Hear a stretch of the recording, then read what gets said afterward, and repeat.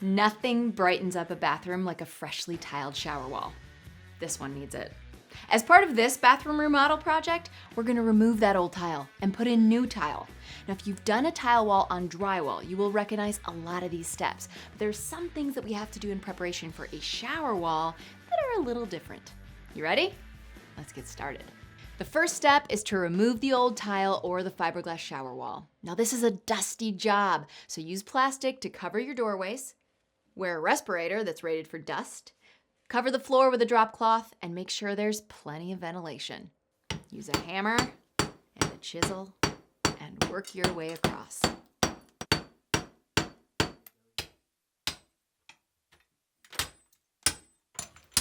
Use a reciprocating saw to cut out any screws. We will replace all the backing board, so if you damage it, it's okay.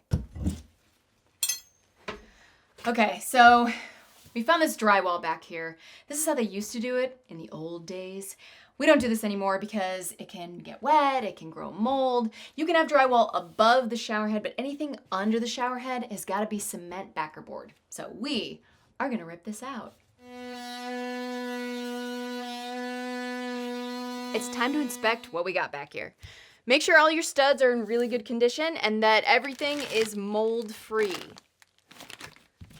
If you see any mold, stop, call a professional, and have it removed by an expert. You don't want to mess with that stuff.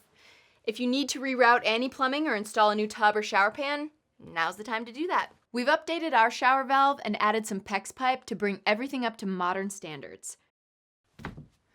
We're installing our backer board. You can see we've chosen a board with the same thickness as our drywall, so you have a seamless transition from one to the other. You measure your work area and you cut your boards to fit. To cut a backer board, you mark it, score it with a knife, and snap along the cut. Use shims at the base to set a 1/4 inch expansion gap. You might need a friend for this part to help hold larger boards in place while you attach them. Not me. Secure the backer board to the studs with concrete backer board screws, not drywall screws.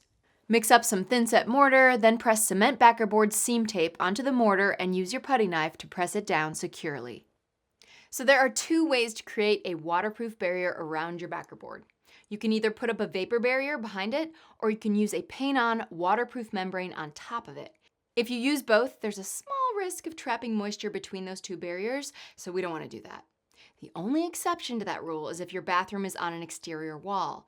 If you have an exterior wall, you may want to check your local building codes and see if a plastic vapor barrier is required. For this shower, I will be using a paint-on waterproof membrane. So you begin by brushing it onto all the seams. Then you use a roller to cover all the exposed backer board. When the first coat is completely dry, add another coat. There we go. The second coat is dry and our whole shower is prepped and ready to go. Now, before we go any further, it's time to make tile decisions. Yeah, that's my favorite part. So determine how much tile you'll need. Measure each wall area width times height. Add up the wall areas and add 10% just to make sure you have a little extra. When you're using ceramic tile, try to find boxes with the same die lot number. If you can't find matching numbers, mix tiles from different boxes while you're installing so that any color difference won't be as noticeable. Next, plan your pattern. You want to center a tile horizontally along the length of the wall and do a quick dry fit to make sure you don't have those tiny tiles at the end of the rows. If so, you can adjust your layout, shifting it to either side to make sure you have wider tiles on the side.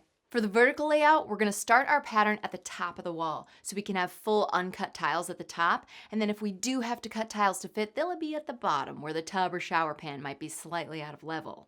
Because we will probably be cutting that bottom row of tiles, we want to start our installation with the second row. Measure and mark the spot for your second row of tile, then attach a board to the wall to act as a guide. Mix up some thin-set mortar according to the instructions. You are looking for a creamy peanut butter consistency. Spread the thin set in place, working in a small section at a time. Use the notch side of the trowel to texture the thin set. Then push your tile firmly into place. Use spacers between the tiles to make sure your gaps are consistent. Different tile sizes and shapes work best with different trowel notch sizes. So find out which trowel notch size is recommended. Check regularly to make sure you are keeping everything level, and it is a good idea to pull one tile off after you install it to check that the thin set is sticking to the whole tile. If not, use a trowel with a larger notch. To cut a tile, use a tile cutter and just score the length of the tile and press firmly to cut. To cut curves, use tile nippers or a hole saw designed for tile. As a tip for bullnose or edge pieces, use a Ziploc bag, fill it with mortar, snip the corner about a ½ inch, and pipe it through the bag like frosting on a cake. Easy peasy. Once the tiles are in place, remove the guide board and fill the screw holes with your waterproof membrane. Then, finish the bottom row. Make sure that you leave a ½ inch expansion gap at the bottom. Once the thin set has dried for 24 hours, you can remove the spacers and get ready for grout. Mix a small amount of grout at a time and apply it with a rubber float.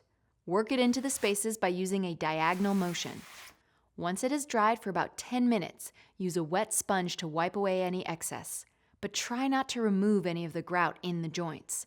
Once the grout is totally dry, you can use the grout haze remover to clean the tile faces.